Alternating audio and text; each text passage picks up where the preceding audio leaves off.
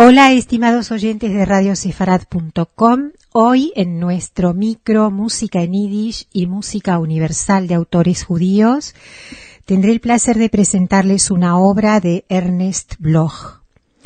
La obra se titula Avodat HaKodesh, tiene una duración de 52 minutos con 26 segundos, por lo cual vamos a escuchar solamente el primer movimiento. El autor entonces es Ernest Bloch, nacido en 1880 y fallecido en 1959. El intérprete es Robert Merrill, barítono bajo la dirección del maestro Leonard Bernstein y la New York Philharmonic Orchestra. Ernest Bloch es llamado el compositor musical de la gran expresión espiritual. Nacido en Ginebra, Suiza, el 24 de julio de 1880, estudia violín con Louis Rey y composición con Émile Jacques Dalcroze. Más adelante continúa sus estudios con Eugénie Sayer y François Arras en Bruselas. Sin embargo, es en Frankfurt con el profesor Ivan Knorr donde recibe la mayor influencia musical que llega a modificar la personalidad del compositor. Tal influencia abarca aspectos dramáticos jugados en sus obras como elementos musicales a partir de temas filosóficos, poéticos y religiosos. Quizá una de sus obras más importantes sea Shlomo, una rapsodia hebrea compuesta para cello y orquesta basada en la figura del rey Salomón. Dicha obra representa musicalmente hablando un trabajo de los más distinguidos del idioma neoclásico y neorromántico de la primera parte del siglo XX. Su trabajo se divide en 4 períodos. El más temprano, bajo la influencia de Richard Strauss y Modesto Mussorgsky. Entre los trabajos de este período encontramos el poema Printemps Hiver, donde se aprecia su búsqueda personal. Recibe luego la influencia de Claude Debussy y consolida lazos con Mussorgsky. Esto da lugar a su ópera Macbeth, considerada por muchos como la versión operística más sublime de la tragedia de Shakespeare. La semejanza con Boris Godunov de Mussorgsky es indiscutible. Sin embargo, las diferencias están dadas por las métricas irregulares, progresiones impares del acorde y cadencias. En el segundo período destacan sus obras de neto contenido histórico judío. En las sesiones de Roger Bloch es elogiado por su capacidad de expresar la grandeza del sufrimiento humano. La première de la obra Trois Poèmes Juifs, interpretada por la Sinfónica de Boston, le abre las puertas de los Estados Unidos. De la misma etapa es la obra Baal Shem para violín y piano. Casi inmediatamente asume como director del Instituto Cleveland y a posteriori lo hace en San Francisco y en la Universidad de Berkeley en California. Bloch fue distinguido en innumerables oportunidades en su larga y exitosa trayectoria. Entre ellas cabe mencionar que ha sido miembro honorario de la Academia Santa Cecilia de Roma, fue la primera medalla de oro de la Academia Americana de Artes y Ciencias, premio del Círculo de Críticos Musicales de la ciudad de New York por su obra Quartet II y a posteriori por su Concerto Grosso número 2 y a continuación el Quartet número 3, obras en las cuales se aprecia su fuerza épico-apasionada.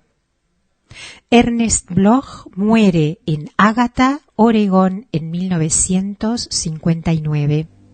Para radiosefarad.com, Isabel Luñansky e Isidoro Abramovich en el asesoramiento del material de música clásica. Gracias y hasta la próxima.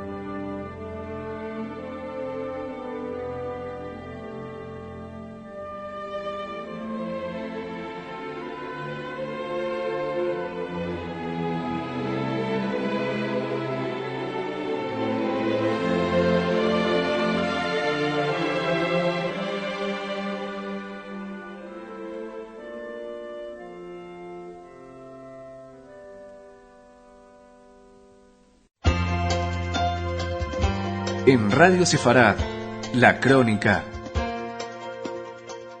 Hablamos con Xavier Torrens, profesor de Ciencias Políticas de la Universidad de Barcelona. Hola.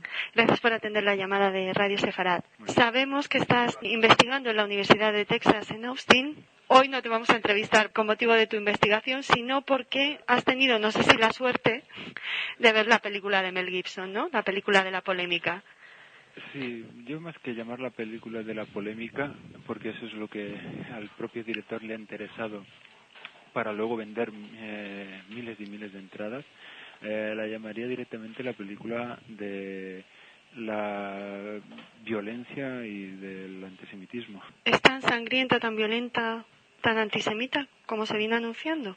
A ver, podemos analizarlo en dos partes, ¿no? Una que debería preocupar, digamos, a los espectadores que sean cristianos, y la otra que preocupa a los espectadores que son judíos.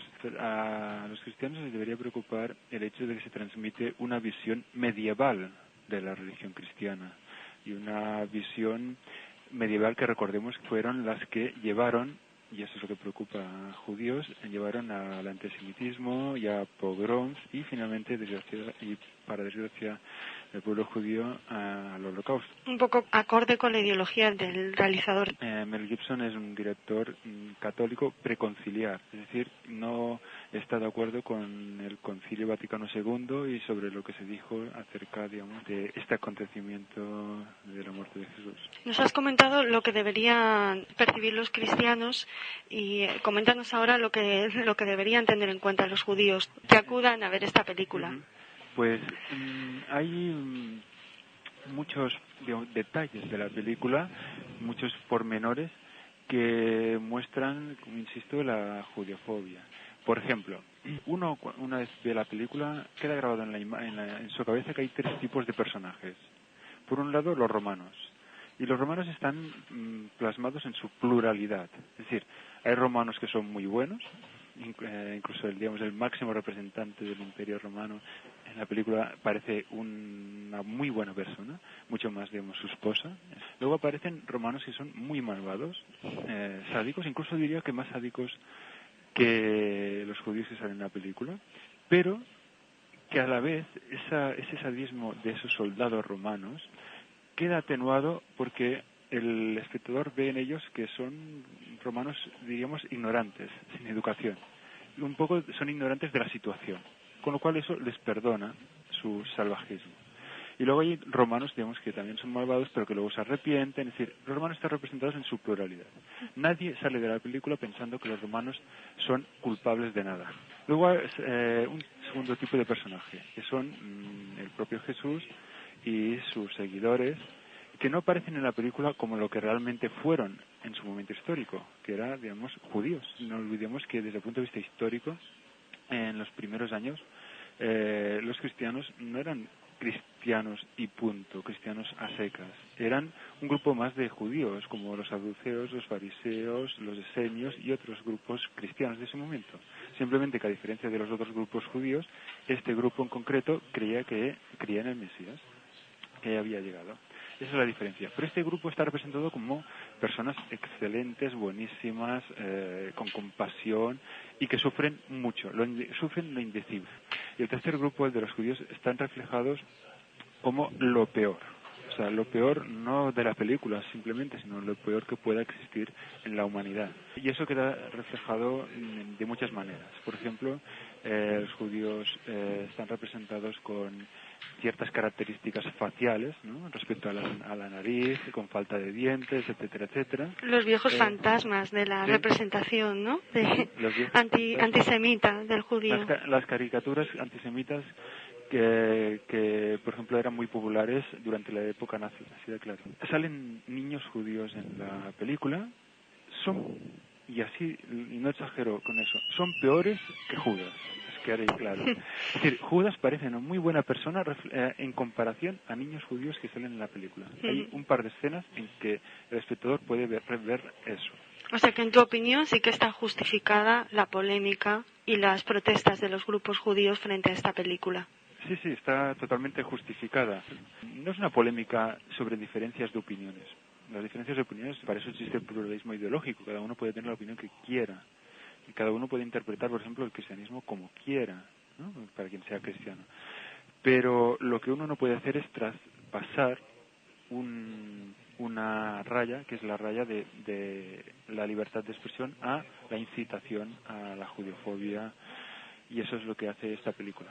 Una persona que vea la película no está incitada a la judeofobia si esa persona tiene mecanismos de defensa, es decir, si esa persona es una persona demócrata, si esa persona es una persona tolerante, que a pesar de haber visto la película, pues frena sus instintos, por decirlo de alguna manera. Pero la película en sí misma sí que es una incitación a la judeofobia. ¿Cómo era el público que te acompañaba en la sala donde viste la película? Pues yo vi la película en el cine que está dentro del campus de la universidad, aquí en Austin, y era un público diverso y hubo unas reacciones que también me echó. Había dos o tres mujeres que estaban llorando, por lo tanto se creyeron la película como si fuera una historia de verdad, cuando esta no es la pasión de Cristo, sino que es la pasión de Mel Gibson. y la diferencia es radical, es decir, no es lo que sucedió históricamente, ni siquiera es lo que está reflejado en los evangelios cristianos, sino que es lo que Gibson cree en su cabeza que pasó. Entonces, hay personas que se identifican, y ese es el peligro. Si se identifican con todo el trasfondo de la película, también se identificarán con la creencia que se supone que hace casi 40 años la Iglesia Católica ya dijo que no era cierta, de que el pueblo judío asesinó a Jesús. ¿Esa ha sido una de las reacciones? ¿Pudiste percibir otras? Bueno, silencio absoluto. Casi todo el mundo tiene la costumbre que cuando se acaba justo la película se levantan y se van. En este caso yo vi un número de personas que sí que lo hicieron. Es decir, como si hubieran quedado consternadas por la película, como si hubieran sentido o muy identificadas o bien no entendían cómo Gibson pudo hacer eso. O sea, un poco de todo, ¿no? ¿Había manifestantes delante de este cine? En el cine donde yo no fui el primer día de estreno, fui al día siguiente, y en ese momento pues no había ningún tipo de protesta. ¿En la calle, en los periódicos, continúa la gente debatiendo sobre esta película o después del estreno ha pasado un poco? Bueno, desgraciadamente esta película parece ser que es la que se sitúa en el puesto número 5 en entradas más vendidas en un estreno. O sea que se acerca a la Guerra de las Galaxias o a Titanic, con lo cual es todavía más preocupante. Más preocupante porque decir que ha conseguido una muy alta difusión y por lo tanto, bueno, por ejemplo, otra de los, yo estuve hablando, por ejemplo, le pregunté a una persona al salir, una chica que había visto la película, y le pregunté directamente después de si realmente a ella le había parecido la película que transmitía judeofobia, ¿no? Y me dice, no, yo creo que no, yo simplemente he visto, digamos, el proceso de la muerte de Jesús y tal, ¿no?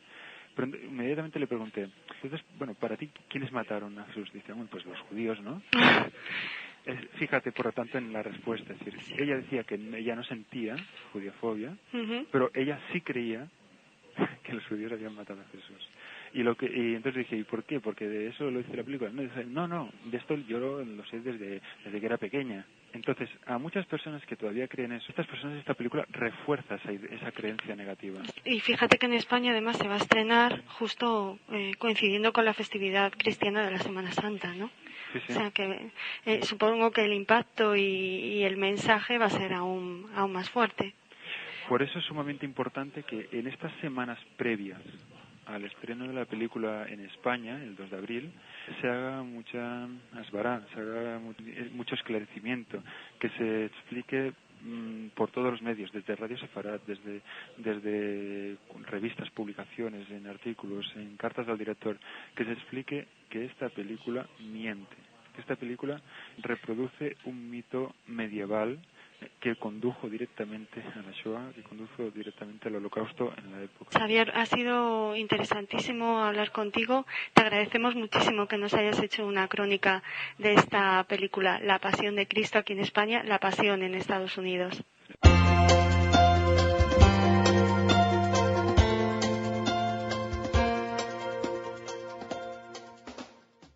Esta noche de Purim no duermen los Al-Jaurim, haciendo aljarinadas para las desposadas. Viva tú y viva yo y vivan todos los judíos. Viva la reina Esther que tanto placer nos dio. Amán antes que muriera llamó a su parentela, los puso a su cabecera un día antes de Purim. Viva tú y viva yo y vivan todos los judíos. Viva la reina Esther que tanto placer nos dio. Y tú, mi hijo, por rata, vende la ropa barata y no hables con quien tratas en el día de Purim. Viva tú y viva yo y vivan todos los judíos. Viva la reina Esther que tanto placer nos dio. Dalfón, mi hijo segundo, así tengas preto mundo, tuerto te vayas del mundo en el día de Purim. Viva tú y viva yo y vivan todos los judíos. Viva la reina Esther que tanto placer nos dio.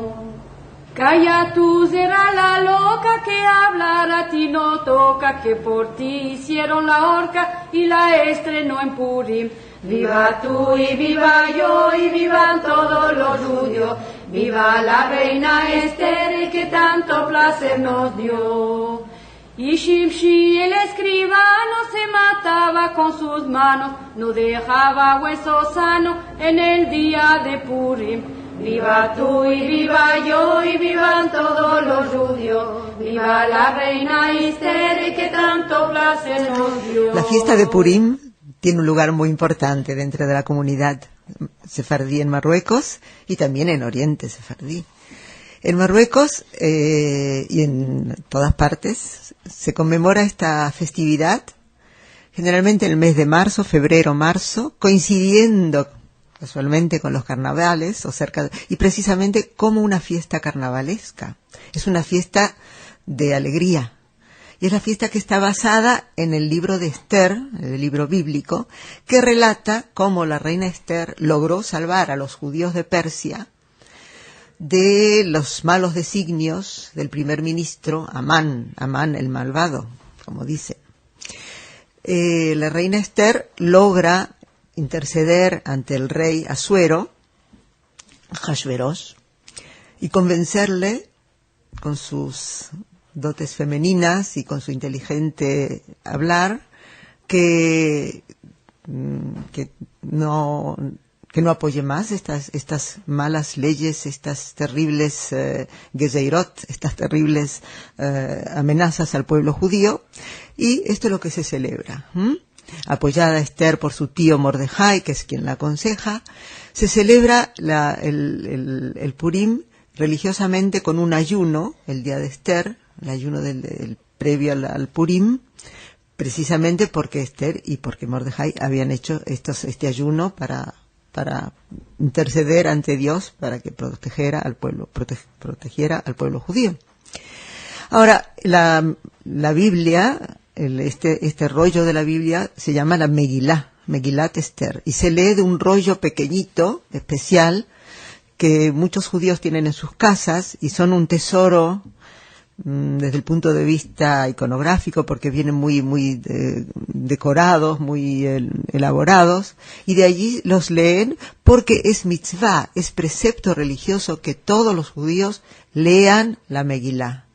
Ahora, para aquellos que no saben leerla o meldarla, como se dice en hebreo, pues hay que leérselas traducida. Y otra manera de traducirla y de acercarla es por medio de la canción.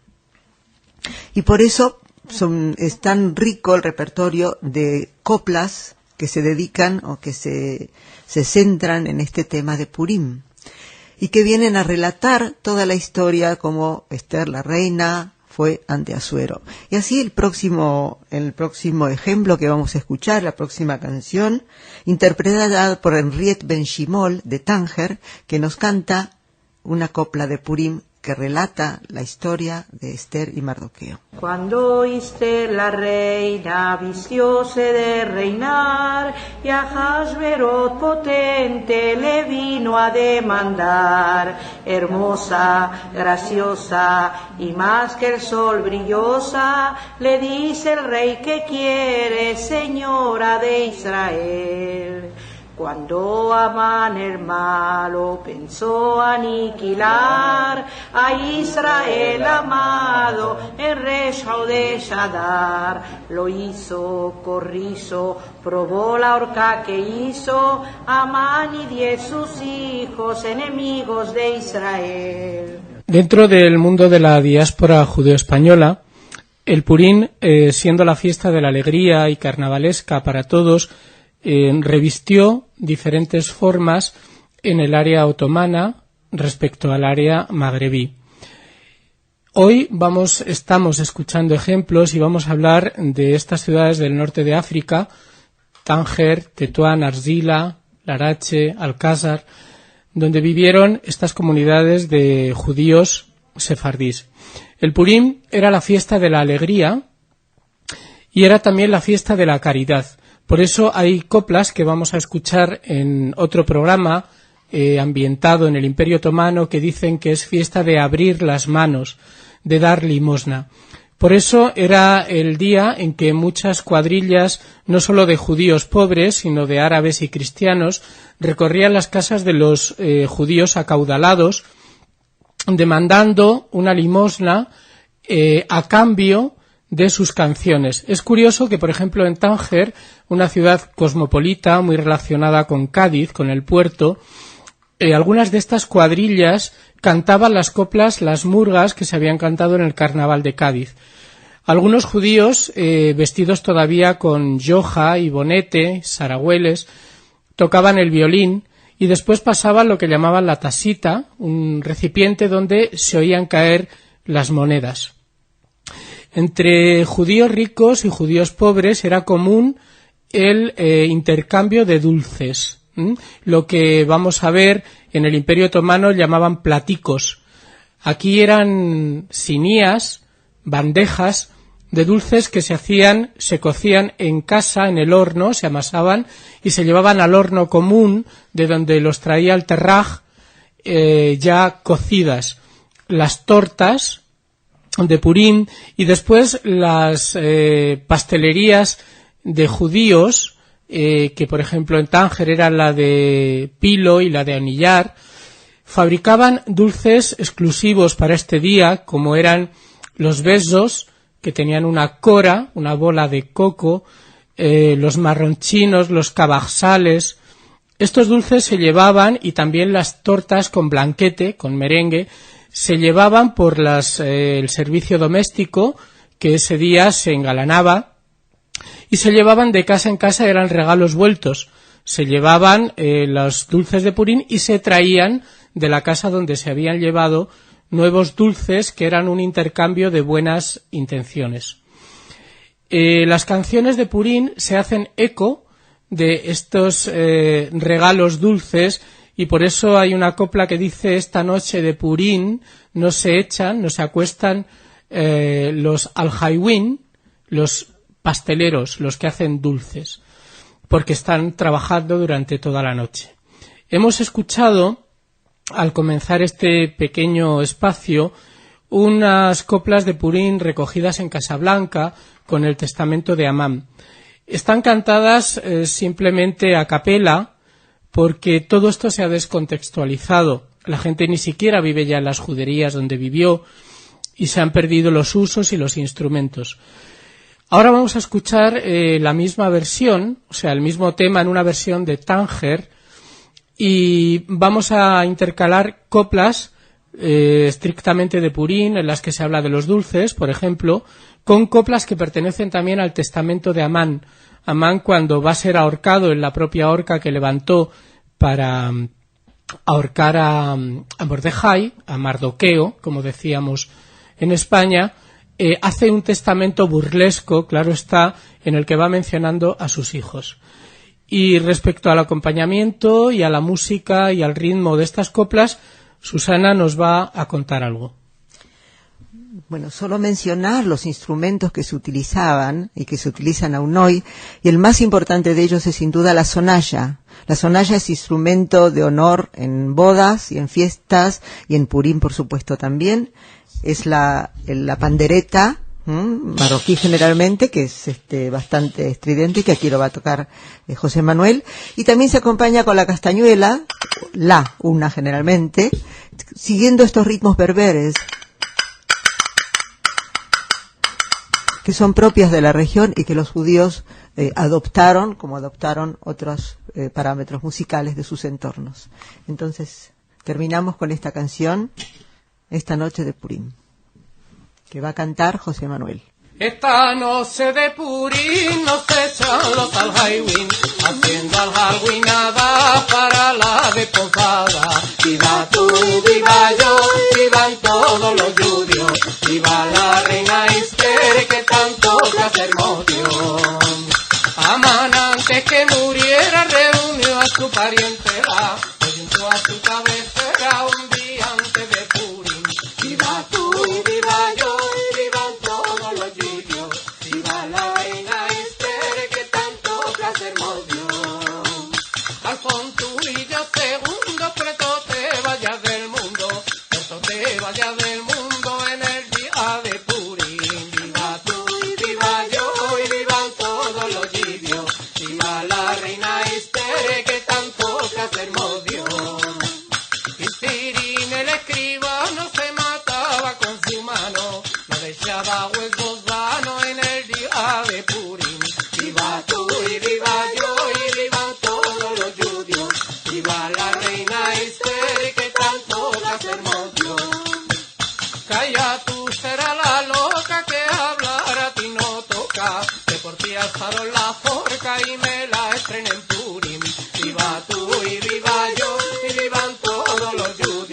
viva la reina Esther, que tanto placer nos dio. Y los novios a las novias regalan dulces y rosas, flores y algunas cosas que les son a su placer. Viva tú y viva yo y vivan todos los lirios, viva la reina Esther, que tanto placer nos dio.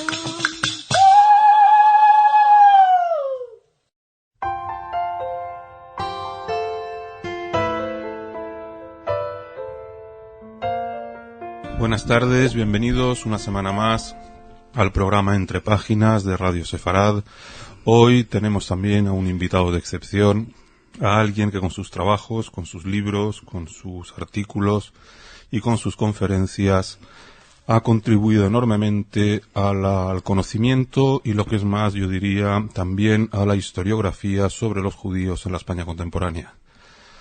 Yo creo que ya en alguna ocasión hemos puesto de manifiesto que una de las lagunas en la historiografía española y en la bibliografía española y en la percepción que hay en la sociedad española es precisamente sobre los judíos en la España contemporánea, sobre las nuevas comunidades judías que han ido surgiendo a lo largo de los 100 últimos años en algunos puntos de la geografía española, y también sobre lo que ha sido la política española, la actitud española de la sociedad, del gobierno, de los intelectuales hacia los judíos en estos 200 años de historia contemporánea española.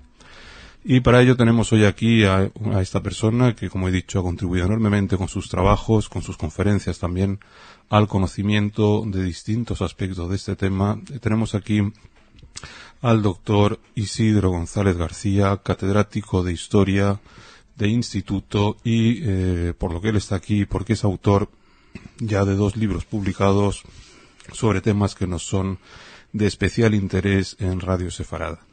El primero, El retorno de los judíos a España, que si no recuerdo mal se publicó hace aproximadamente ya más de una década por Ediciones Nerea, y más recientemente ha publicado con la editorial Biblioteca Nueva un libro sobre las relaciones España-Israel. Ambos trabajos se caracterizan por basarse en una ingente cantidad de documentación. Una de las grandes virtudes de los trabajos de Isidro es que son el resultado de expurgar cientos o miles de manuscritos, de documentos en varios archivos españoles. Es además autor de muy numerosos artículos monográficos sobre este tema del que venimos hablando. Buenas tardes, Isidro. Buenas tardes. Yo creo que la primera pregunta es obligada. ¿Cómo surge tu interés por estos temas? En principio el interés por el tema judío nació ya siendo un recién licenciado por un tema que para mí siempre me preocupó, y es que había como una especie de desequilibrio entre el estudio que había sobre los judíos y España en la Edad Media, en la Edad Moderna, el problema inquisitorial, el problema de los conversos, pero sin embargo había muy poco o prácticamente nada sobre la España contemporánea.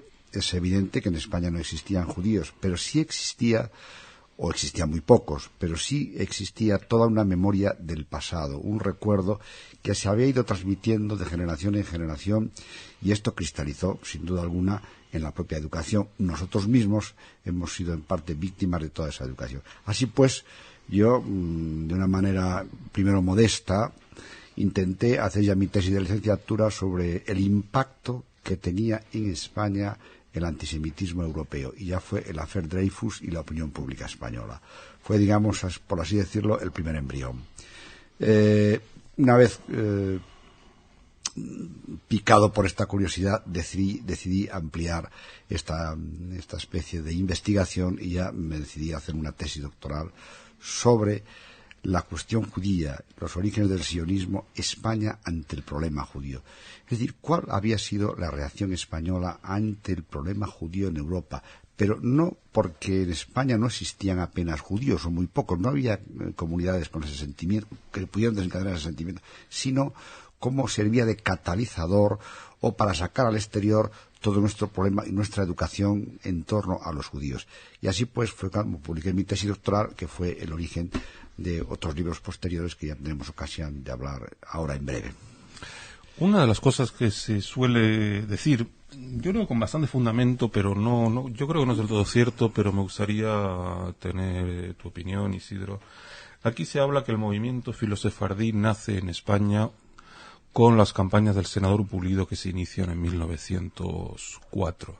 Yo después de leer tu primer libro, algunos de tus artículos y trabajos de otros investigadores, aparte de algunas cosas que he podido encontrar yo por mi cuenta, veo que ya desde la década por lo menos de 1880 en España, si no la cuestión sefardí, sí la cuestión judía divide a la sociedad y a la prensa y a los políticos y a los intelectuales por simplificar, en dos grandes bloques, los filosefardíes y los antijudíos, o los projudíos y los antijudíos, o no sé muy bien. ¿Tú también has visto que esto ya surge mucho antes de Pulido, toda esta corriente de simpatía y la correspondiente reacción? Bien, yo pienso que sí. Lo que pasa es que estaba de una manera embrionaria y difusa, y habría que matizar algo más. Estaba en determinadas élites intelectuales y políticos, etcétera. Emilio Castelar ya dio una conferencia en 1861 en el Ateneo de Madrid donde habló de este problema. Pero a medida que transcurría y sobre todo que la evolución política española empezaba a abrirse al exterior, pues existió una especie de revisionismo del tema judío en España, porque se pensaba que había quedado una época cerrada, la expulsión, etcétera, había ido como una especie de interregno donde no se habló nada, y entonces ya, para abreviar un poco, desde ya todos los ilustrados, Feijóo, Jovellanos, Marchena, empiezan ya Llorente, empiezan poco a poco a revisar los tópicos del judío, muy especialmente el padre Feijóo, que deshace, o por lo menos critica de una manera muy dura, la creencia española del crimen ritual, esta idea que nos habían quedado, nos había penetrado mucho, sobre todo en la educación española. Pero sobre todo ya en 1854, y luego ya con el bienio liberal, y luego un poco más tarde ya, en 1868, con la revolución que derrocó a Isabel II, aparece, a mi entender, una figura clave, que es la figura de Emilio Castelar. Castelar, sus obras están llenas de estas connotaciones sobre la necesidad de un revisionismo histórico. Y poco más tarde, ya en 1877-78, es cuando se produce una auténtica concentración publicística en torno a la figura de los judíos y de la necesidad de darle una nueva visión en la historia de España. Lógicamente, dada la situación política por la que atraviesa todo el siglo XIX español, la cuestión judía se convierte en un arma política, es decir, se convierte en un elemento de polémica que durará prácticamente hasta nuestros días.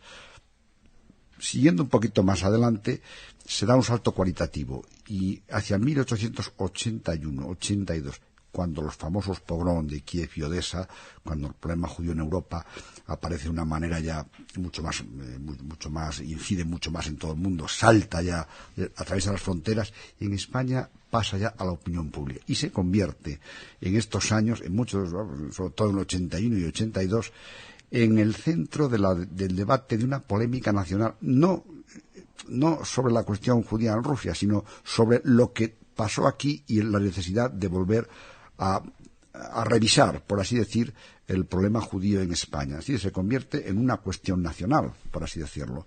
Luego, más tarde, aparecerán ya las campañas de Pulido. No hay que olvidar que el propio Pulido es un amigo, alumno y inseparable de Emilio Castelar.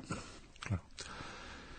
De todas maneras, todo este debate sobre la cuestión judía, sobre el retorno de los judíos, sobre la forma de concebir la historia de España y valorar la Inquisición y la expulsión que empieza a darse en la España del último tercio del siglo XIX, tenía muchísimo de teórico. Esta gente que estaba en estos debates, tú mismo lo decías, surge de una capa intelectual, de unas élites intelectuales.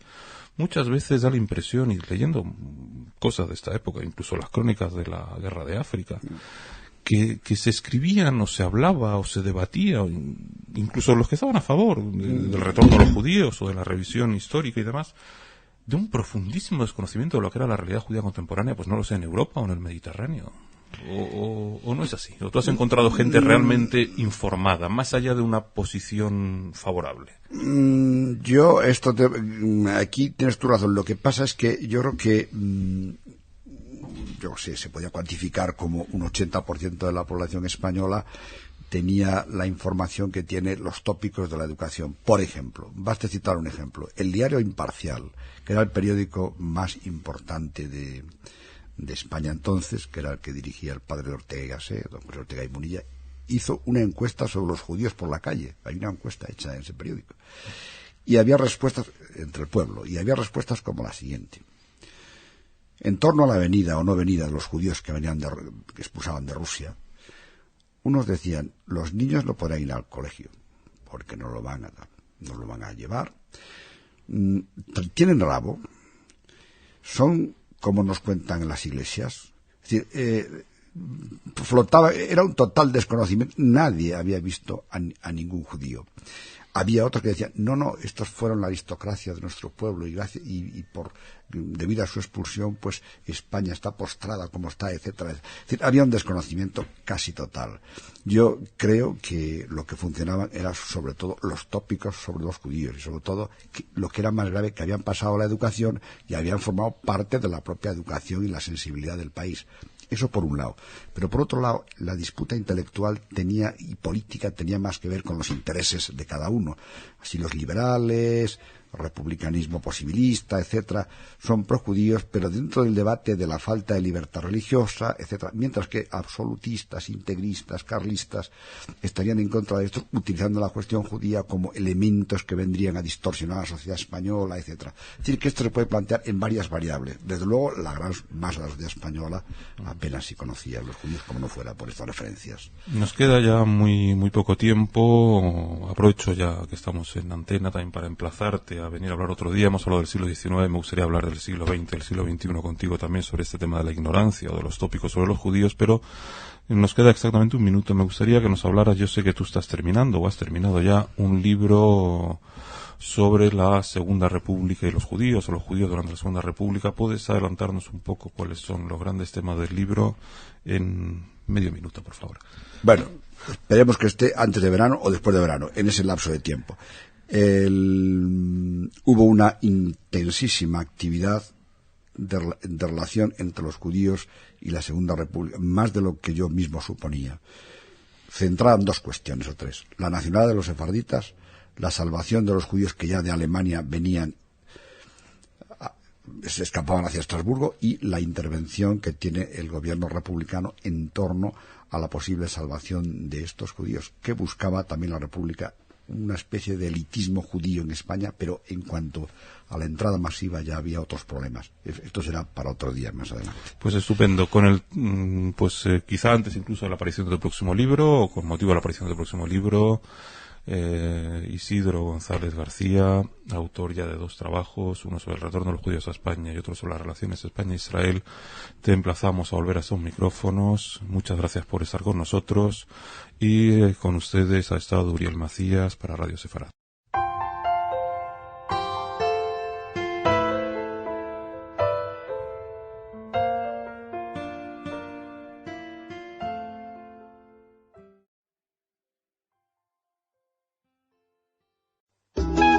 En la cocina con Ana. La receta de hoy en la cocina de Radio Sefarad son pastelitos de patata. Hola, Ana. Hola, Raquel. Mira, estos pastelitos de patata, no sé si los oyentes lo van a hacer. Esta receta a todo el mundo le encanta comerlos y a nadie les gusta hacerlos. Porque son muy laboriosos de Son hacer. un poquito complicados, la verdad. Esta receta tiene su truquito que como siempre voy a dar. Y bueno, vamos a hacer. ¿Quieres leer los ingredientes, Raquel? Sí. Los ingredientes son 4 patatas con piel, una yema de huevo, una cucharada de aceite de oliva de 0,4, que es tu grado preferido, el que siempre utilizamos en Radio Sefarad para cocinar, una cucharada de pan rallado, ralladura de limón, sal, pimienta y nuez moscada. Luego, para el relleno de carne que llevan estos pastelitos, tendríamos que tener a mano medio kilo de carne picada, una cebolla, un diente de ajo, sal, pimienta, mejorana, nuez moscada, 2 huevos duros y 1 decilitro de aceite de oliva, también de 0,4. La mejorana picada, ¿cómo te gusta? La mejorana en hojitas, como siempre en todas nuestras recetas. Muy bien. Bueno. Vamos a lo que nadie quiere hacer. Vamos a empezar por el relleno, porque el relleno hay que hacerlo, dejarlo enfriar, e incluso si tiene mucho aceite hay que dejarlo escurrir un poco. Muy bien. Entonces, refreír la cebolla picada y el ajo laminado en el aceite. Luego añadimos la carne picada y la condimentamos con sal, pimienta, mejorana, nuez moscada y agregamos un vaso de agua. Remover, tapar y luego dejar consumir. Y una vez reducida la salsa, volver a picar la carne. Y entonces es lo que te digo, que si tú la ves que está un poco demasiado grasienta, entonces la dejamos escurrir un poquitito. Por otro lado, hay que picar los huevos muy pequeñitos y luego añadirlos a la carne picada. Todo esto lo reservamos. Hervimos las patatas con piel y con sal.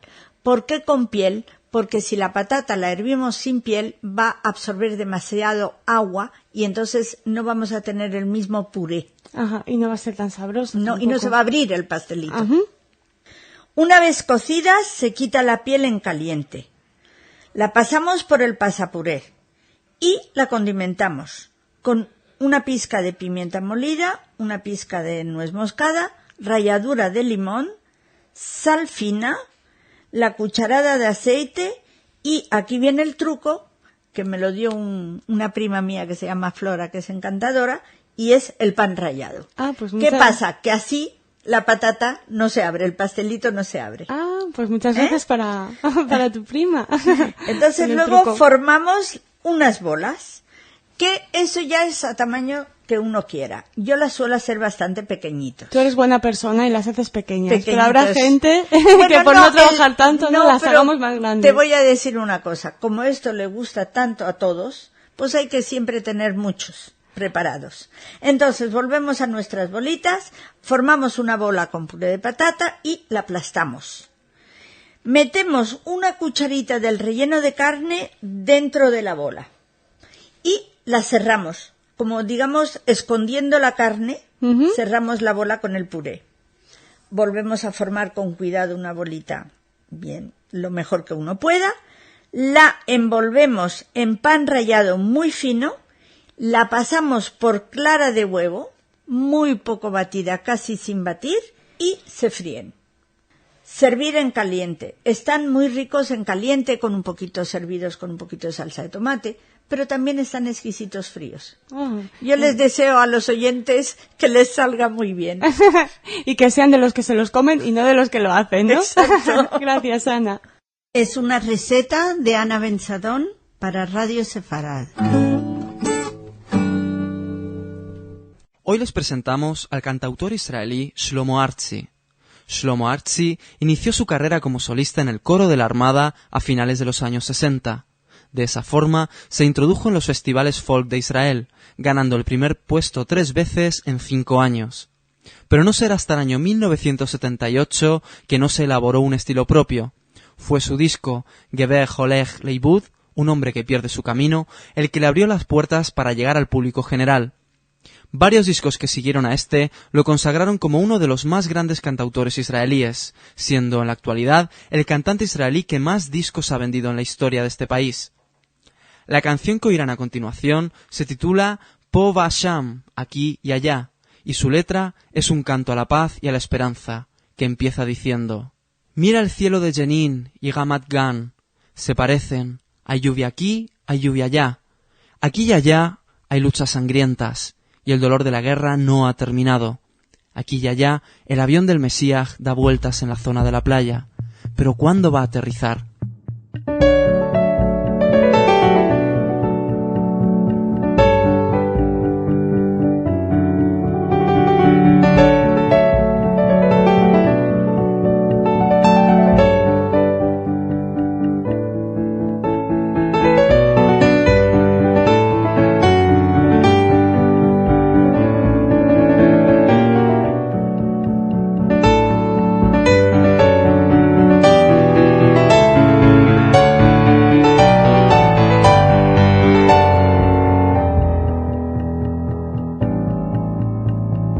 מסתכל על השמיים של ג'נין ורמת גן, ממש אותו דבר, גשם פה ושם, פה ושם יש קרבות עקובים מדם, וכאב המלחמות לא תם. בערים גדולות עושות לי להיות עצוב בתוכן, במקומות קטנים אני איתך מסתדר, פה ושם באינטימיות מושך סמיכה, ופתוחה כמו חצי חבר. פה ושם המטוס של המשיח מסתובב, מתי ינחת כבר אצלנו באזור החוף, אומרת אם תאמין בשקרים תתאכזר, עושה קפה ומביאה לי למיטות. פה ושם הכל נראה עוד אפשרי, פה ושם הירח עוד בריא, פה ושם באינטרנט כתוב לנצח ואהבת אמת, אבל לנצח מת.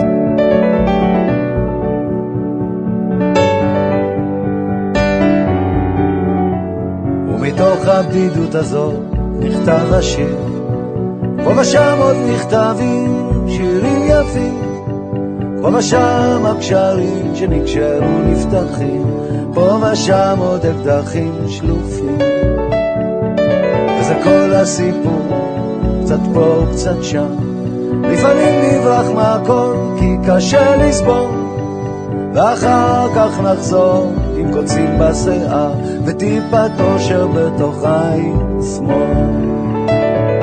פה ושם המטוס של המשיח מסתובב, מתי ינחת כבר אצלנו באזור החוף, אומרת אם תאמין בשקרים תתאכזר, עושה קפה ומביאה לי למיטות.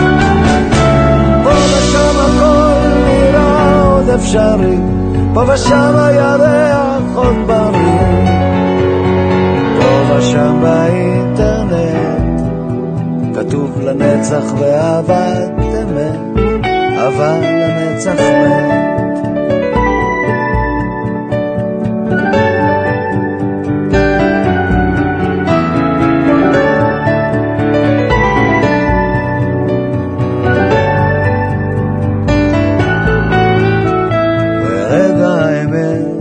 יבוא אולי, פה ושם אני שואל איך נדע שבא, נתגבר, ועם קצת מזל, פה ושם נמצא גם אהבה.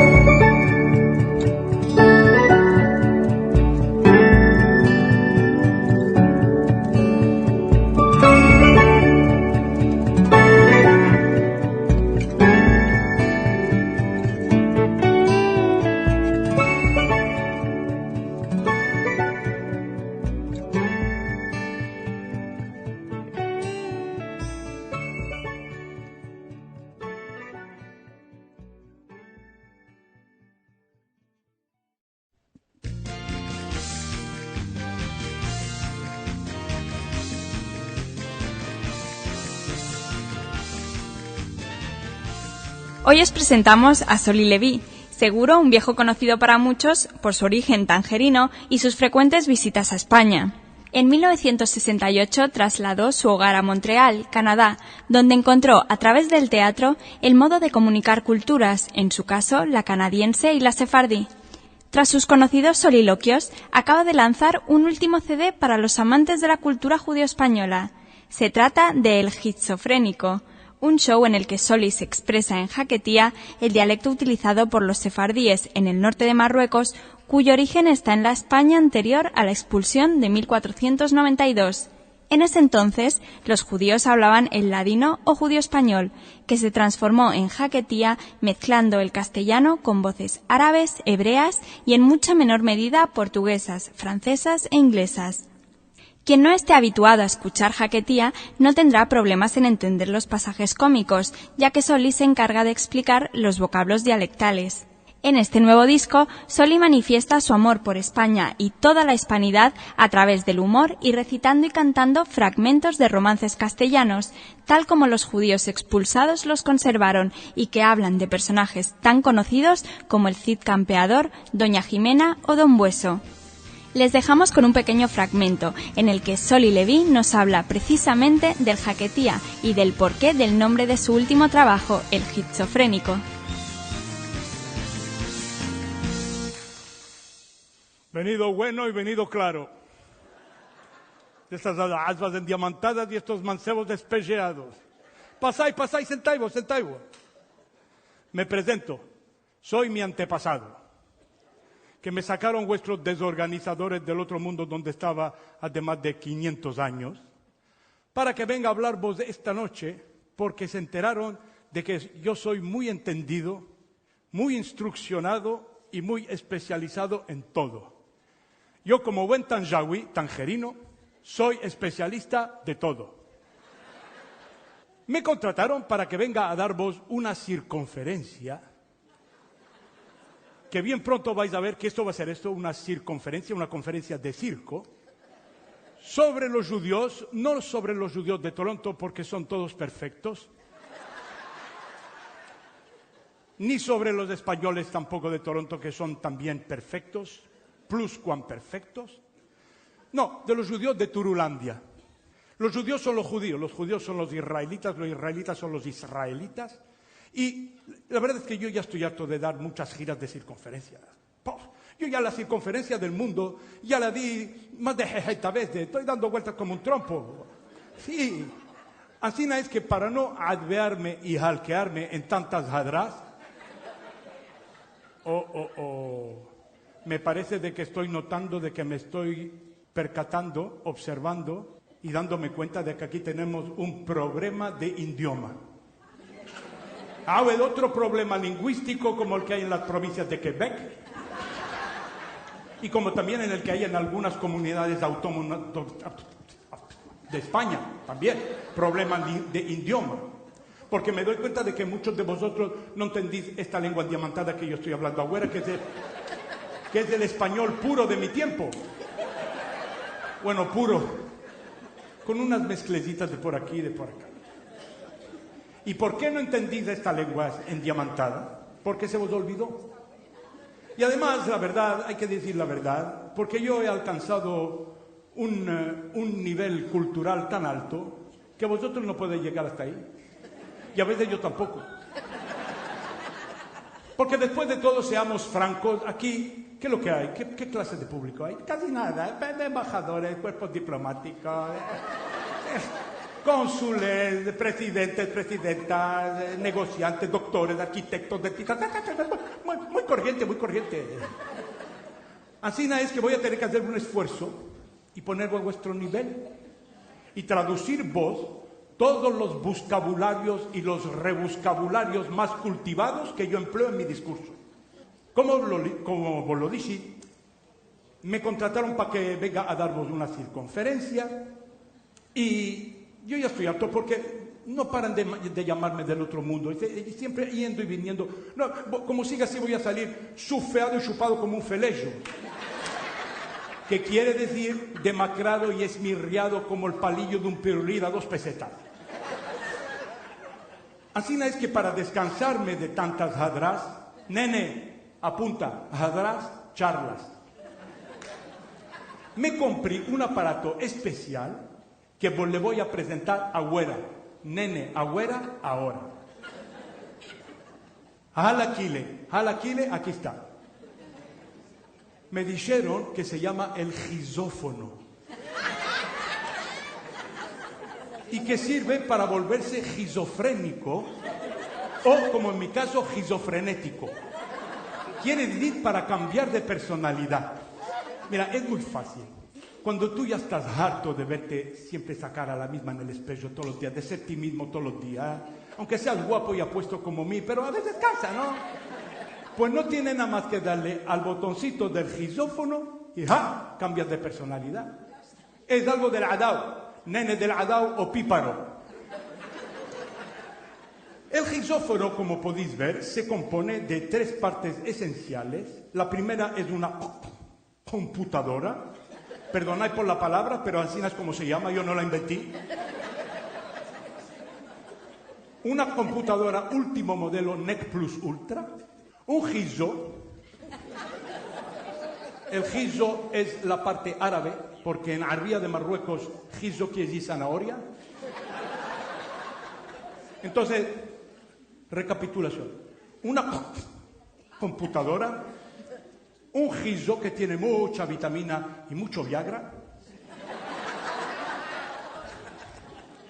y este palo de béisbol que es el fono, porque por ahí sale el sonido, y también me sirve de herramienta de socorro. Si se mascacharra la computadora, le pego un palo y empieza a andar otra vez. Pero a veces la mel'oca, nene, mel'oca maldita, a veces la mel'oca se venga y se desencadena sola y me hace cambiar de personalidad, aunque no quiera. Entonces, el prototipo de este aparato se lo llevaron los judíos españoles cuando salieron de España a fines del siglo XV para dar un paseo turístico por la cuenca del Mediterráneo, disfrutando de un visado colectivo que les habían otorgado las autoridades de aquel entonces. Y mucho les sirvió este aparato, ¿sabí? Mucho. Porque ande iban, tenían que cambiar de personalidad. Por ejemplo, hacían sus maletas cuando tenían tiempo y se iban aquí, cambiaban de personalidad. Los tiraban de aquí, se los chateaban, los tiraban.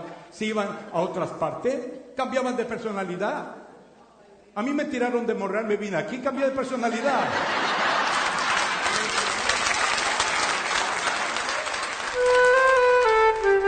Les dejamos con Moisés salió de Misraim, un cantar de Sefarad de Eleonora Noga Alberti.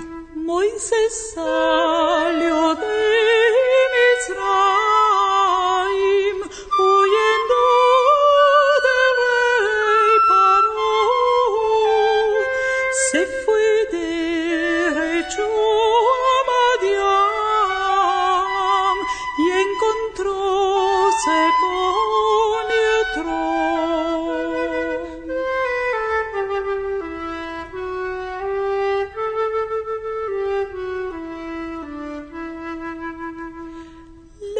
Así por a su hija, porque era temiente a Dios, no sepas tanto el ganado que su suegro le entregó.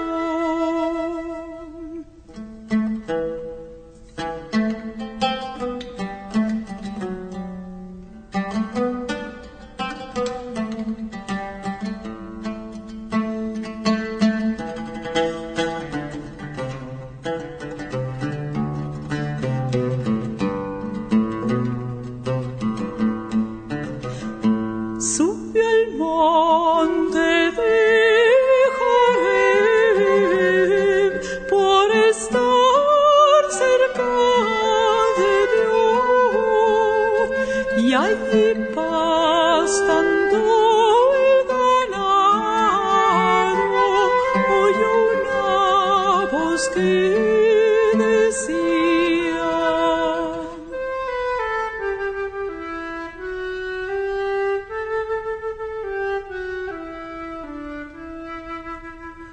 Mose, Mose, mi siervo, ve y dile al rey Paró que te entregue a mi pueblo el hebreo. Y si no te lo castigarle quiero yo con 10 plagas que le mande, pa' que sepa quién soy yo.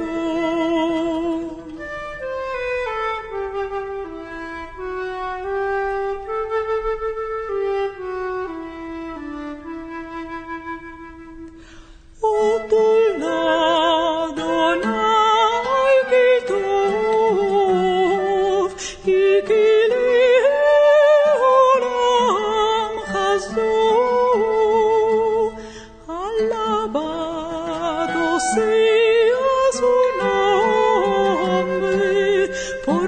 que siempre bien nos dio.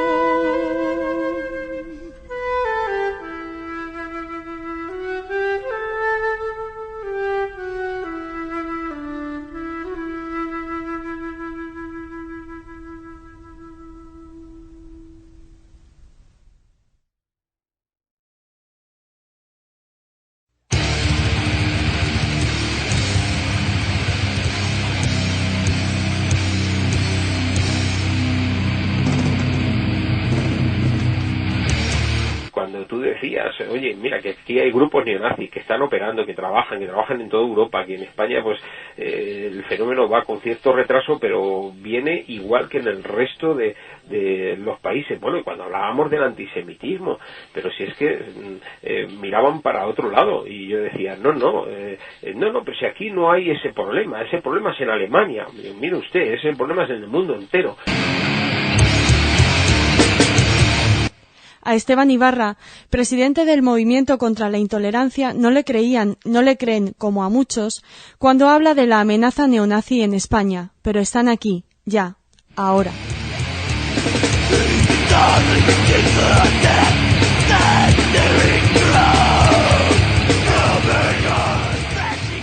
Sonríe a la cámara. Está en un campamento de verano para jóvenes de ultraderecha. Su biblioteca es nutrida. Destaca una primera edición de Mein Kampf. El chico del que hablamos podría ser un padre de familia normal o un joven trabajador, por el día. Por la noche formaba parte de los Hammerskin, el grupo skin más peligroso de España, que la Guardia Civil ha desarticulado esta semana. Ignacio Fernández, portavoz de la Guardia Civil. Esta articulación que se ha llevado a cabo en las últimas fechas, se inició la investigación hace 6 meses, cuando se tenía a otro pequeño grupo de ultraderecha, los cuales habían realizado diferentes agresiones en la zona de Villaviciosa Odón. A raíz de la documentación intervenida, fotografías, así como gestiones realizadas por los equipos, se pudo comprobar que existía la relación con otro numeroso grupo de Madrid también de extrema derecha. Una vez tomado el hilo de la investigación, se pudo comprobar cómo este grupo no solamente se extendía por Madrid, sino también en Barcelona y Valencia, procediendo a esa detención una vez teníamos las pruebas suficientes para acreditar una asociación ilícita de estas personas, y de forma simultánea en Madrid, Barcelona, Valencia y en Guadalajara. Hasta este momento se han intervenido cerca de una treintena de armas blancas, llaves de pugilato, armas simuladas, así como una pistola de fuego de calibre 6.35 y munición de 9 milímetros para velón. Por parte de los equipos de investigación se han intervenido documentación de extrema derecha, así como facsímil, libros, brazaletes, parches y numerosos efectos como pins y llaveros.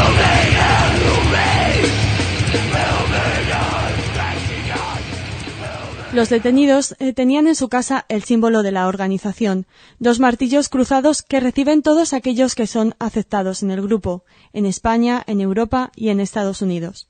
Este grupo se encuentra ligado con otros grupos de extrema derecha internacionales, reuniéndose 2 o 3 veces por año para intercambiar formas y métodos de trabajo, así como formas de poder financiarse a raíz para poder seguir el grupo adelante. Este grupo ya está totalmente desarticulado, no queriendo con esto decir que ya no pueda salir otro grupo de características similares. La Guardia Civil y la Policía Nacional esperan poder avanzar en la lucha contra los grupos neonazis tras la desarticulación de los Hammerskin. Pero la intervención policial debe ir unida a otras acciones e intenciones, en opinión de Esteban Ibarra. Pues no solo se necesitan policías especializados, sino se necesitan fiscales que se enteren de lo que están abordando, jueces sensibles, en fin, y un cambio de mentalidad institucional que todavía parece que está lejos. Y las administraciones, aparte del ámbito de la justicia y de la seguridad, pues deben de trabajar mucho la prevención mediante la educación en valores, mediante la educación en tolerancia, en solidaridad, invertir en ciudadanía.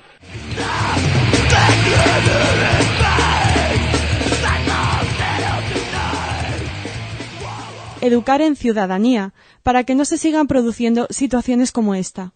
Voy a contar lo que me sucedió el verano pasado en un pueblo en la zona de Medinaceli, en la provincia de Soria. Es una zona a la que asisto hace varios años en verano, es una zona muy bonita, a la que voy con mi compañera y con amigos. Y lo que voy a relatar sucedió en las fiestas del pueblo, que son en julio. Durante el baile, en las fiestas, en la plaza, estaba la orquesta tocando y todo el pueblo en la plaza. Y de repente vi que había un grupo, aproximadamente 5, 8 quizás, jóvenes neonazis, rapados, con camisetas negras con las insignias de las SS. Y estaban allí, tomándose copas, tomándose cervezas en la barra, hablando con la gente del pueblo. Ni siquiera estaban todos en un grupo, sino que estaban dispersos entre la gente del pueblo. Me extrañó muchísimo que la gente no dijera nada, que nadie se molestara o se indignara, y que esta pandilla pudiera ir tranquilamente por allí con esas insignias que resultan tan insultantes, ¿no?, para cualquier persona que sepa su significado. A raíz de esto, obviamente, me fui con mi compañera y con mis amigos, y al día siguiente lo que hicimos fue enviar una carta al diario local, al Heraldo de Soria, denunciando esta situación. La reacción quizás fue lo más preocupante, no tanto el hecho. La reacción a esta carta por parte de la gente de este pueblo. Por un lado decían que había llamado al pueblo nazi, y por otro nos decían que estas personas eran buenos chicos y que allí nunca habían hecho nada malo. La conclusión es quienes ya no son bienvenidos en ese pueblo no son este grupo de neonazis, sino que somos nosotros, porque, según ellos, hemos mancillado el buen nombre del pueblo. ¿Qué nos indica esto? Que no hay, evidentemente, ninguna conciencia del problema ni del peligro que suponen estas personas, que hay una ignorancia brutal sobre el significado de la simbología y sobre lo que representa todo esto. Esto en el mejor de los casos, porque también hay mucho mirar para otro lado, por la cuestión esta de que no hacen nada malo, de que en el pueblo no han hecho nada, y en muchos casos hay directamente el día de Purim es el día de abrir las manos.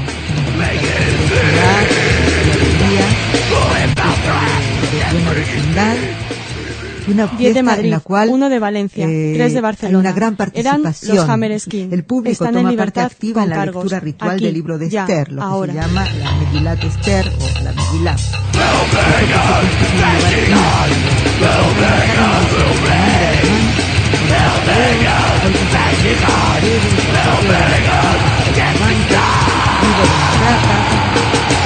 Toda clase de espontáneos. La lectura de la Megilá es muy importante, es preceptual, es decir, que es obligada. No sale uno de mitzvah, no cumple uno con el precepto si no ha leído o escuchado la Megilá. Por eso, el Purim se lleva a la propia casa de aquellos que no pueden estar presentes en la sinagoga. Gente enferma, gente muy mayor. Lectores especiales van casa por casa y leen la Megilá en voz alta, como si fueran artistas ambulantes, y esto también lleva a una mayor participación general. En el Purim, además de la Megilá, que es el texto ritual, es el texto bíblico, se suelen cantar las coplas de Purim. Y vamos a escuchar ahora una copla de Purim, posiblemente la más conocida en Salónica, que le interpreta un Hazán sefardí de Salónica, Jacob Sadicario, y es una copla que tiene una estructura muy particular. Es una estructura que precisamente por ser utilizada en Purim en especial se llama copla purímica. Es una copla de 9 versos, largos y cortos. 3 de ellos tienen 8 versos, el resto son de 6 versos, y tienen una rima encadenada, de manera que es una estrofa de una estructura tan firme que permitió volcar en ella también otros temas de actualidad, de comentarios de las cuestiones sociales, de los problemas económicos. Utilizaron este esquema de la copla purímica. Escuchemos entonces a Jacob Sadicario de Salónica. Alabad quedo al Dios, con tañer y cante, siendo el no piedrillo, amistad avante, de hombre pervante, él no se escapó. Y amarlo encapó en una paída, non topo fuida. Busco a man el mamzer de querer mercarmos, esto lo quiso hacer para temarmos, no nos olvidamos esta enemistad. Meldamos con amistad de la vieja historia, teniendo en memoria. Muy importante en el Purim es la parte gastronómica, y le vamos a pedir a José Manuel Fraile que nos cuente algo sobre esto, sobre Mishloach Manot. Bueno, como ya analizamos en el programa de Purim sobre Marruecos, era muy importante hacer caridad con los pobres, abrir las manos, como dicen las canciones, y después ser generoso e intercambiar regalos entre los miembros de la comunidad judía. Vimos la cantidad de dulces que había para esta fiesta en el área del norte de Marruecos, pero también en las comunidades del al antiguo Imperio Otomano. Estos dulces se hacían y se fabricaban especialmente para Purim y para ser enviados y recibidos entre las familias. De hecho, el envío en los platos, bandejas, platicos, dio lugar a una expresión que se dice cuando algo llega a destiempo. Después de Purim, platicos. Estos platicos llevaban dulces que muchas veces representaban motivos alusivos a la fiesta de Purim. Por ejemplo, con la masa del dulce se enviaba a las desposadas, a las futuras madres de familia, dulces en forma de escalerita, aludiendo a los escalones que están relacionados con los kiddushim de la boda. También se fabricaban pequeñas forcas, para recordar el motivo de la horca que hizo levantar Amán para ahorcar en ella a Mordejai, y en la que luego él mismo fue ahorcado. Estos dulces que se enviaban se llamaban en Salónica, la comunidad más importante sefardí de todo el Oriente, fular. Y estos dulces se mandaban junto con regalos. Lo vamos a escuchar en una copla de Rodos, cuando dice al jajam de los illicos y a la maestra, a la encargada de cuidar a los más pequeños antes de ir a la escuela, regalicos y, si puede, ducuadicos en el día de Purim. Es decir, los regalos iban variando según la condición social y el poder adquisitivo del que los enviaba. Y precisamente, además de los dulces, la parte gastronómica, el festín de Purim era muy importante, como veremos en la misma copla esta de Alabar Quiero al Dios, cuando presenta todo un listado de las comidas que se van a servir, el sofrito y kebab, y que cada uno a su herbab, cada uno en su medida, en cuanto pueda, que ordenen las mesas, pero generosamente, sin haber manquesas. Y ahora vamos a escuchar a Alberto Sabanolú, que nos va a cantar esta copla de Purim. También, por supuesto, en la estructura de la copla purímica. Alabar quiero al Dios con tañer y cante, siendo él no piedrillo, amistad avante, de hombre verbante, el mos escapó. Y amanlo encapó en una paída, non tocó fuida.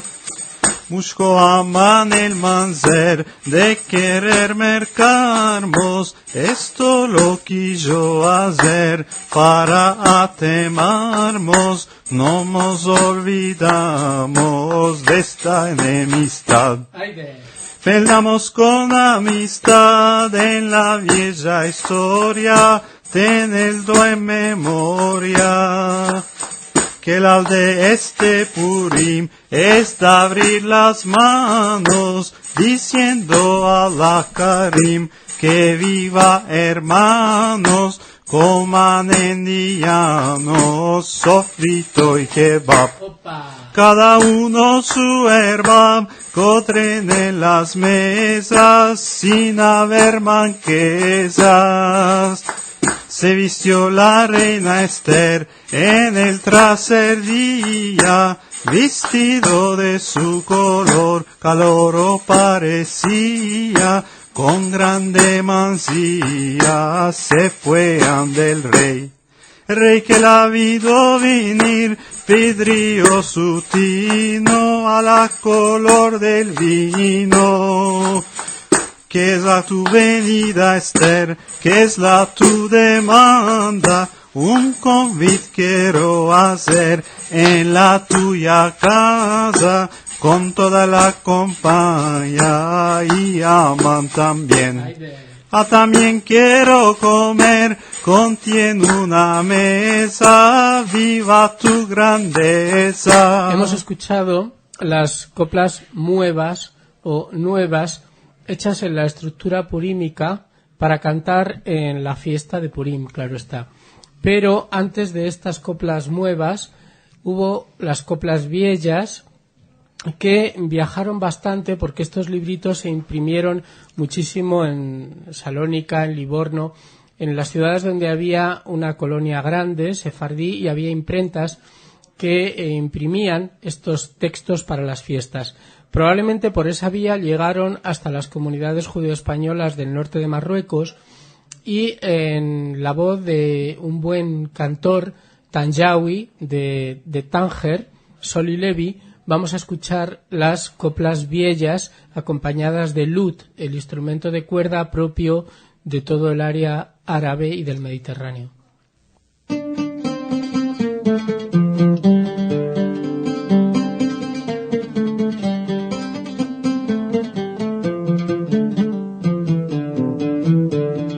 Empezar quiero contar hechas del Dios alto, y de lo que voy a mentar nada yo no falto, con rizos y cantos y con gran placer, porque aman el mamzer.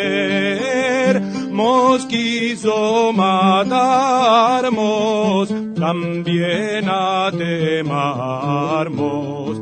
Oír lo que aconteció en tiempos de avante, y lo que se recreció es cosa de encante, con un rey gigante, el Ahashverosh. Cantaré con alta voz y con alegría esta maravilla.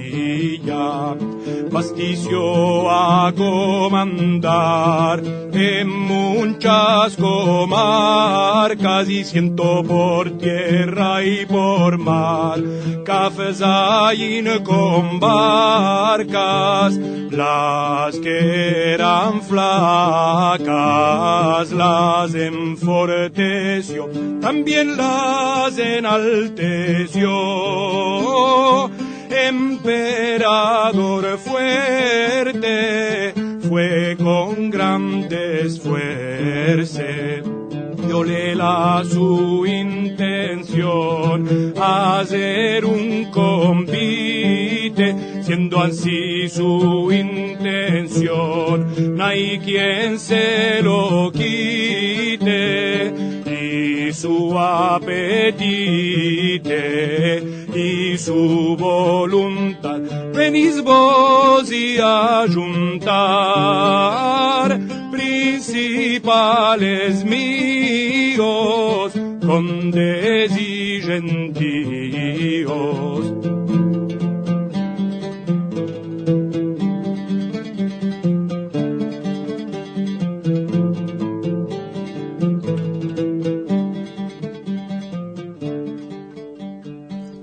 En estos mismos libritos que se acaban de mencionar, aparece una copla jocosa que ridiculiza al malvado Amán, que es el héroe malo del Purim, mostrando su testamento, cómo se va despidiendo de sus hijos, indicándoles cómo no celebrar el día de Purim. Y tiene esta copla una estructura diferente, no es como la copla purímica, son versos rimados con versos repetidos, y en un ritmo propio de la región balcánica, de la región del otomana, un ritmo en que se alternan 3 y 2, propio de la zona. Y le vamos a escuchar en una versión del grupo Arboleras, Testamento de Amán, basado en una versión originaria de la isla de Rodas.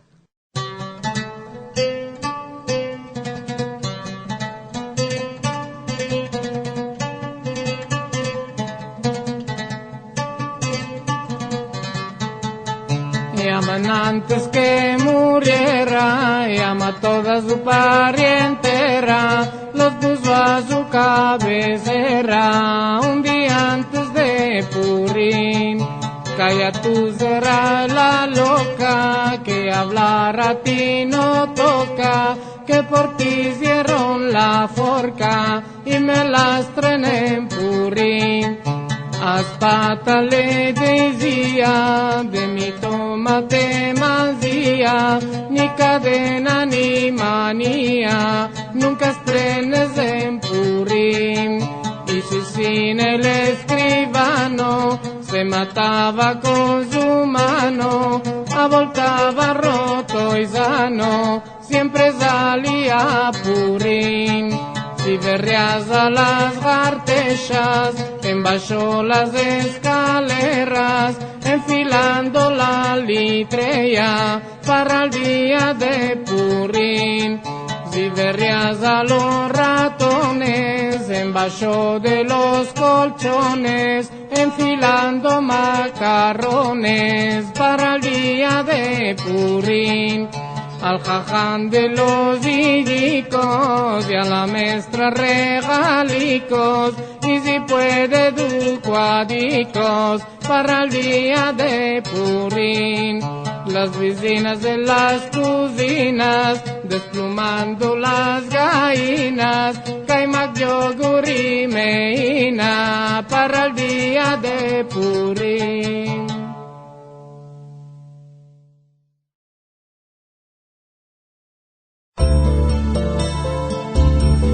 Esta es la agenda del fin de semana. Para este fin de semana de Purim tenemos una agenda para todos los gustos.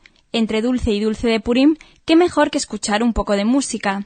Este domingo comienza una nueva edición del ciclo Música de las Tres Culturas, dedicado a recordar el legado de las distintas culturas que habitaron en la ciudad andaluza, es decir, la musulmana, la judía y la cristiana. Cada domingo, a partir del 7 y durante 4 semanas, podremos disfrutar de este ciclo en el Salón de los Mosaicos del Alcázar de los Reyes Cristianos a partir de las 8 de la tarde, donde no faltará la música sefardí. Continuamos con una interesante conferencia que vuelve a reunir religiones, esta vez en Valencia. Se trata de la mujer en el judaísmo, budismo, cristianismo e islam. La representante judía será Sara Hujnovich y la podremos escuchar en el Centro Bonagent el lunes 8 de marzo a las 7:30 de la tarde. Con sumo gusto recibimos en Madrid al Premio Nobel de Literatura Imre Kertész. El escritor húngaro, superviviente del campo de concentración de Auschwitz y de Buchenwald y autor de obras tan importantes como Sin destino, El fracaso, Kadish para un niño no nacido o Diario de una galera, estará en el Círculo de Bellas Artes de Madrid el martes 9 de marzo a las 12:30 de la mañana en la Sala Columnas. Completamos nuestra agenda con una interesante jornada internacional sobre la psiquiatría ante el terrorismo y las catástrofes, que contará, como no podía ser de otra forma, con participación israelí. De hecho, uno de los organizadores es el Dr. Arturo Lerner, del Mental Health Medical Center de Netanya, Israel. Intervendrán además el profesor Eisenberg Dor, de la Asociación Israelí de Psiquiatría, y el Dr. Agal Oren y Jacobo Hermón hablarán de los efectos del terrorismo sobre los civiles israelíes. La cita es el viernes 5 en el Ilustre Colegio Oficial de Médicos de Madrid.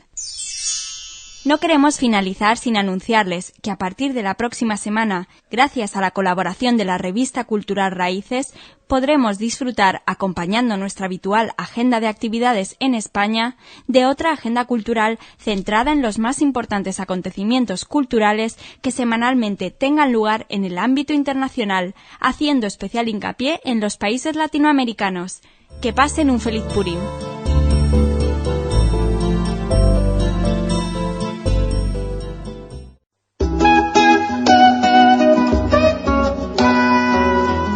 En la cocina con Ana. Bienvenidos a la cocina. Bienvenidos a la cocina de Radio Sefarad. Estamos con Ana Bensadón. Hola, Ana. Hola, Raquel. Bueno, y celebrando Purim. Pues sí, hoy nos toca dar unas recetas de Purim, ya que estamos en vísperas de Purim, y a mí me apetecía dar la receta de las orejas de Amán, que casi todo el mundo hace, y una de los egipcios. Ana, las orejas de Amán es la receta más típica de Purim. Sí, no creo que sea sefardí, pero es una receta efectivamente que todo el mundo hace para Purim. Y si te parece, lees tú como siempre los ingredientes y yo lo explico. Vale, esto de la división del trabajo está muy bien. Bueno, los ingredientes para la masa son 4 huevos, 1/3 de taza de aceite, 2 cucharaditas de levadura, una pizca de sal, ralladura de naranja o limón y 4 tazas de harina. El relleno lleva 1 taza de pasas, media taza de nueces, ralladura de naranja, 1/3 de taza de azúcar moreno y 2 cucharadas de margarina. Bueno, pues vamos a explicar. Lo primero, hay que mezclar todos los ingredientes secos. Luego, añadir los huevos, el aceite y la ralladura de limón. Extender la masa. Recortar redondeles de más o menos unos 8 centímetros. Y luego colocar una cucharadita de relleno. Cerrar los bordes de los redondeles, y aquí quiero explicar que se cierran de una forma especial. Se recoge, digamos, el redondel con las yemas de 3 dedos. Como si fuera un saquito. Como un saquito, pero triángulo, formando así un triángulo en alto. Y se van poniendo luego en la bandeja del horno, horneándolos a 180 grados unos minutos, no tardan tanto. ¿Qué quedan? ¿Mejor blanquitos? ¿Un poquito más doraditos? No, un poco doraditos. Vale. Y luego no se les espolvorea nada, ni llevan... No, están así riquísimos como nos has contado, ¿no? Esta receta te diré que me la dio una amiga ashkenaz, con mucho cariño además, y salen bien. Muy bien, pues los probaremos este Purim. Sabemos cómo hacer las orejas de Amán, y ahora vienen los egipcios. Que esa sí es una receta sefardí. Faraónica, una receta faraónica. No lo sé, pero de verdad que esta es una receta de familia y son un poco complicaditos de hacer. Pero bueno, el resultado es tan excelente que creo que merece la pena. Y además, todo no lo vamos a hacer sencillo. Claro, Ana, o sea que es una receta que está en tu familia desde hace... Sí, mucha gente la hace, pero esta es una que heredé de mi madre, digamos. Pues eres muy amable por compartirla con nosotros. Voy a leer los ingredientes. Necesitamos para esta receta de egipcios 125 gramos de mantequilla, 400 de harina, 1 cucharada de azúcar, 1 cucharada de agua de azahar y 3 cucharadas de aceite.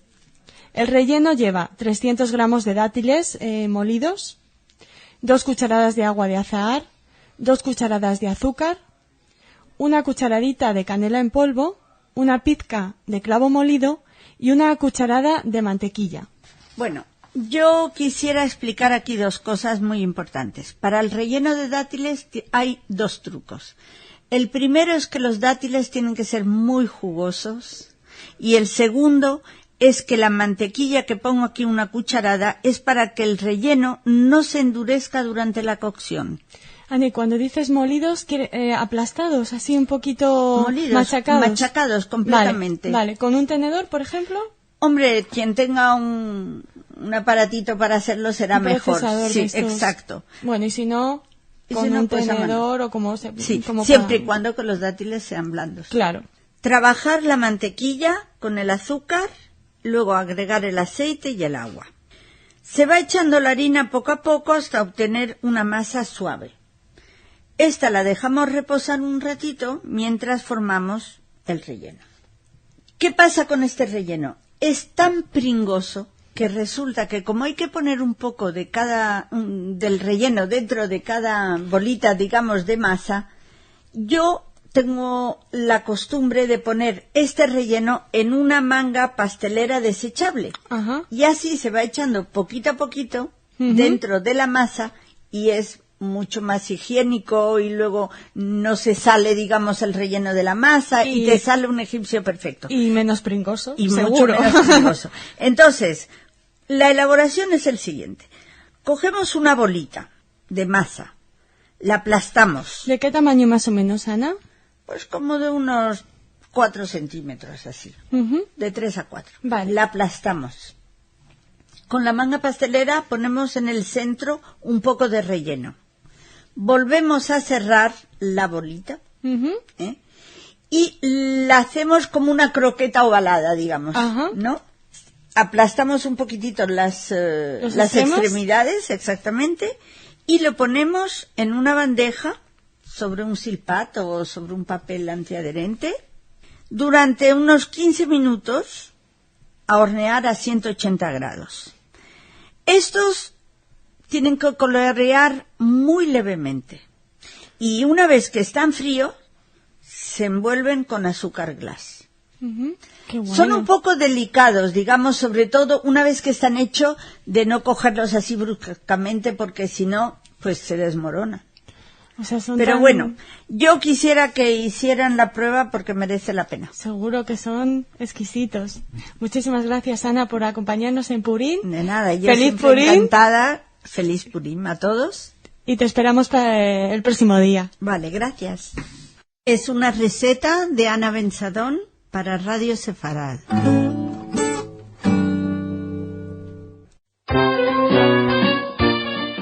Estamos de estreno en Israel. No, por una vez no nos referimos a La Pasión de Mel Gibson, sino al canal Playboy de televisión. Además de con las celebraciones de Purín, la alegría ha llegado a las vidas de muchos israelíes tras 3 años de arduo debate. Por fin, una decisión judicial permitirá a las televisiones por cable emitir programas del canal de las famosas conejitas, al considerar los contenidos relativamente moderados. ¿Será el de Playmate el más popular de los disfraces de este Purín? Puede que mientras hacía zapping diera por pura casualidad con el canal Playboy, o tal vez, sin querer, le saltó una página web porno mientras buscaba información cultural. Si es así, no se preocupe, el rabino jefe de la ciudad israelí de Safed, Shlomo Eliyahu, ha elaborado una oración especial para arrepentidos. La oración dice algo así: por favor, Dios, ayúdame a limpiar la computadora de virus y fotografías maléficas que perturban y arruinan mi trabajo para poder purificarme. Lejos de tratarse de una broma, el buen rabino solo ha tratado de dar respuesta a las muchas consultas que preocupados judíos ortodoxos, padres de familias numerosísimas, le hacían. Las mujeres artistas contra la violencia de género han estado con Yasser Arafat en Ramallah. Estas mujeres deben estar mal informadas. Hablar con Arafat de violencia de género, hombre, casi mejor pedirle consejo sobre tarjetas de crédito, transferencias o preguntarle las direcciones de las mejores tiendas de París. Pero a estas nadie les ha hecho esa pregunta de ¿qué hace una chica como tú en un sitio como este? Y es que ir a reunirse con el líder palestino, si se está por la igualdad entre hombres y mujeres, es como, por ejemplo, ser verde y participar en la tala de un bosque, ser Mel Gibson y presidir la Liga Antidifamación, presenciar la polinización de las flores, si eres alérgico, escuchar Amistades Peligrosas, si te gusta la buena música. Ay, Cristina del Valle y demás. Ay, ¿el próximo encuentro será con el imán de Fuengirola? No os llevéis toallas. No podíamos terminar esta sección de indiscreciones sin contarles unas cuantas curiosidades de la sugerente historia de Purim. ¿Sabían que el rey de Persia, Ahasverosh, estuvo 4 años buscando a su reina, durante los cuales consideró casi 1.500 aspirantes antes de elegir a Esther? Lo que nos preguntamos es en qué consistieron las pruebas eliminatorias. Fueran como fueran, la seleccionada fue Esther, quien tendría numerosísimos encantos además de la belleza, ya que, según el Talmud, la reina judía no era en absoluto bonita, teniendo un cutis verdoso muy poco de moda por aquel entonces. Todos conocemos los acontecimientos por los que celebramos Purim estos días y el peligro que corrió Esther al encararse con el rey sin cita previa, pero lo cierto es que el plan inicial de la reina era distinto, aunque igual de sacrificado. Esther trató en un principio de poner celoso a Ahasverosh, prestándole más atención de la debida al malvado Amán, tratando así que el rey dictaminara matarles a ambos. Suerte que con el cambio de planes de última hora, solo uno fuera ahorcado, Amán, quien tal vez estuviese resentido con los judíos, ya que en su momento se sabe que fue siervo de Mordejai, el tío de Esther. Estas notas curiosas son solo para que sonrían un poco más si cabe, celebrando Purim. Radio Sefarad es una emisión de la Federación de Comunidades Israelitas de España, patrocinada por donantes privados de todo tipo. Sus contenidos están dirigidos a la inmensa comunidad hispanoparlante del mundo con la finalidad esencial de divulgar los valores éticos, culturales, científicos y de todo orden del judaísmo a través de su historia y desarrollo actual. Un especial acento merece la defensa de las diversas comunidades judías de todos los continentes, de los ataques antisemitas que han adquirido especial virulencia en estos días con la coartada del antiisraelismo militante. Es voluntad de Radio Sefarad el estar en permanente comunicación con sus oyentes.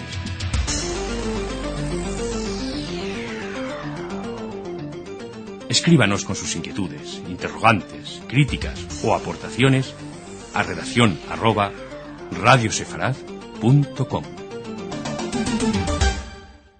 Este próximo domingo, y concretamente comenzamos el sábado por la noche, festejaremos la festividad de Purim, que significa sorteos. ¿Y por qué sorteos? Porque Hamán, primer ministro del Imperio Persa, en el año 386 después de la Era Común, sorteó un doble sorteo, primero el día y posteriormente un sorteo para designar el mes en el cual iban a ser exterminados todos los judíos que vivían en el Imperio Persa. Y tenemos un libro en la Biblia que nos habla de todo ese acontecimiento que es el libro de Esther. Si nosotros leemos el libro de Esther, vemos que todos los acontecimientos son normales y no hay nada extraordinario. Incluso el nombre de Dios no aparece en todo el libro de Esther, porque los acontecimientos de Purim acontecen después de la destrucción del primer templo, en el momento en que la presencia divina con la destrucción del primer templo se había alejado, y por otra parte los profetas la época de los profetas había terminado. Purim marca una época de ocultación de Dios en la historia, y ese es el motivo por el cual nosotros nos disfrazamos en Purim, para mostrar el disfraz de Dios en la historia. Pero hay algo importante, y es el mensaje de la fiesta: cómo podemos encontrar a Dios en el momento de la ocultación. Y la lectura del libro de Esther nos da la patente. Si nosotros leemos el libro, todo parece natural, todo parece casual, pero sin embargo, en el capítulo 6 del libro de Esther está escrito que era de noche y el rey Ahasverosh, el rey Asuero, perdió el sueño y pidió que le trajeran el libro de las crónicas. Le trajeron el libro de las crónicas y justo salió cómo Mordejai le había salvado la vida. Posteriormente vino Hamán para decir que acababa de terminar el árbol que había preparado para colgar a Mordejai, y el rey le preguntó: ¿qué harías con una persona que salva la vida del rey? Él piensa que se refería a él y dijo: yo tomaría el caballo real y los pasearía por toda la ciudad capital del Imperio Persa, por toda la ciudad de Shosham. Le dijo el rey: entonces tomas tú a Mordejai, toma mi caballo real y paséalo por toda la ciudad. Si leemos el libro de Esther, no hay acontecimientos sobrenaturales, pero sin embargo, cuando vemos que justo la noche anterior, en la que Esther había pedido audiencia para intentar abolir el decreto de exterminio contra el pueblo de Israel, justo la noche anterior el rey pierde el sueño, justo pide que le traigan el libro de las crónicas. Casualmente abren el libro y sale como Mordejai le había salvado la vida, y casualmente Hamán viene esa noche para decir que había terminado de preparar el árbol.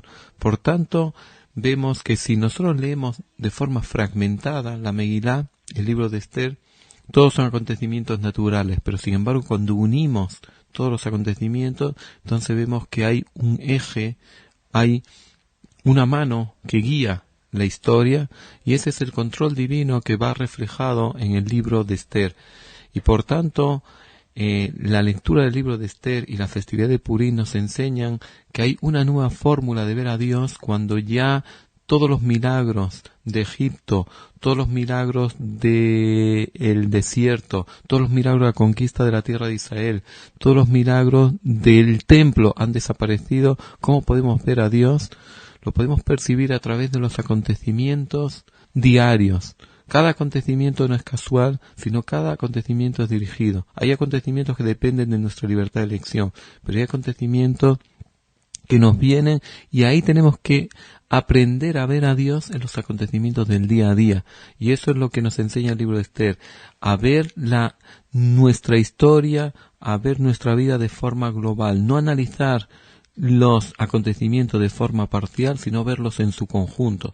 Y si lo vemos en su conjunto, ahí podemos levantar la careta de ocultación de Dios y poder visualizar a Dios y percibirlo dentro de la historia. Feliz Purim. Melech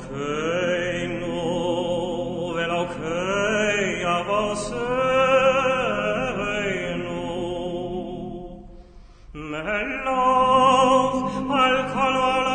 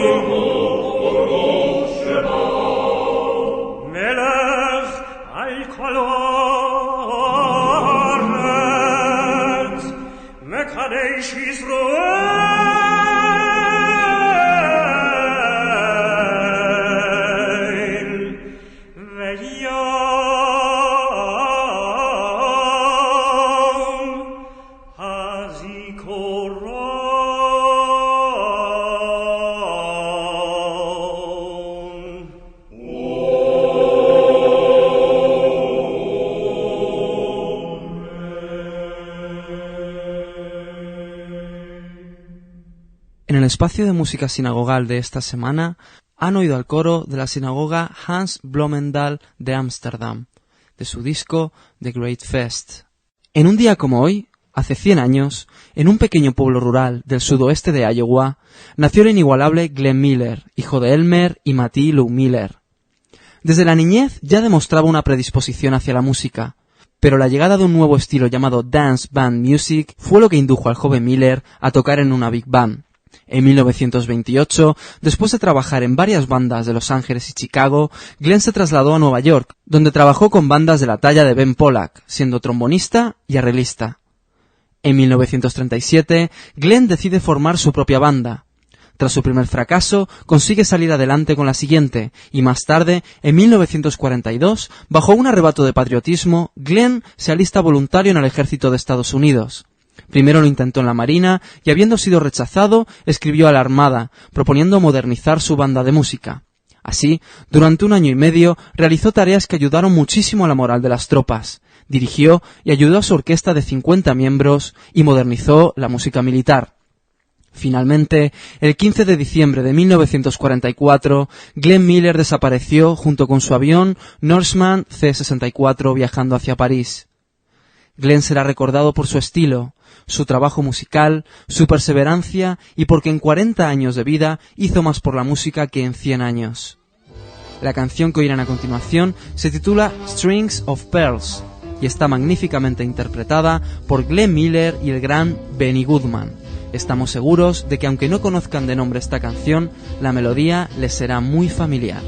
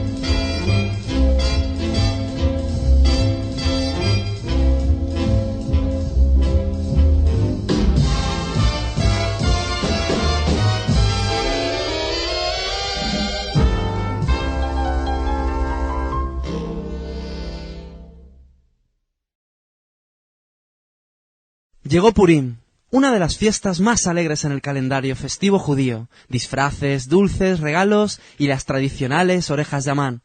Y muchos, muchos bailes. Es el momento de los más chicos.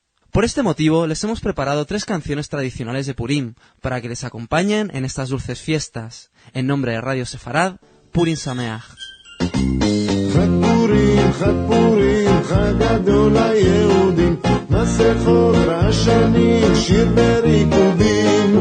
אבל הרישה רש רש רש, אבל הרישה רש רש רש, אבל הרישה רש רש רש, ברעשנים, ברעשנים. חתורים, זה שולחים מנות, מחמדים, ממתקים, נגד מגדנות. אבל הרישה רש רש רש, אבל הרישה רש רש רש, אבל הרישה רש רש רש, ברעשנים, ברעשנים.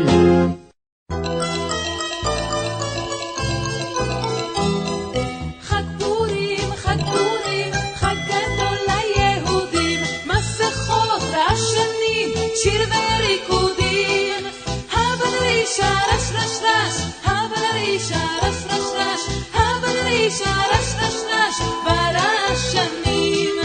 חג פורים, זה שולחים מנות, מחמדים, ממתקים, מתק מגדנות.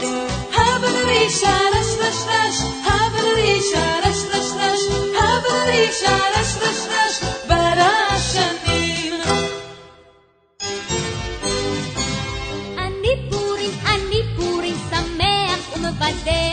הלא רק פעם בשנה אבוא להתארח. לה לה לה לה לה לה לה לה לה לה לה לה לה לה לה לה. הידד פורים, הכו תופים צלתיים, מי ייתן ובפורים לחודש לחודשיים.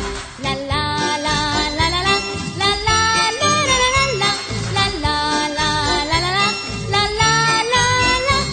דודי פורים, אמור נא לי מדוע לא יחול פורים פעמיים בשבוע.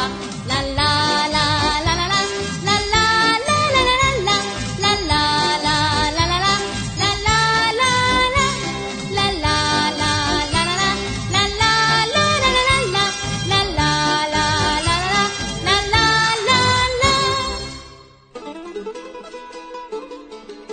Muy buenos días, estamos en el mejor programa de Radio Sefarad. Hola, yo soy Miriam y tengo 9 años. Hola, yo soy Merinoa y tengo 8 años. Hola, yo soy Dani y tengo 7 años. Yo soy Rivka y tengo 10 años. Son las 12 horas y un grupo de niños vamos a hacer un programa de radio. Colorín Color Radio, un programa de niños para niños. Próximamente en Radio Sefarad.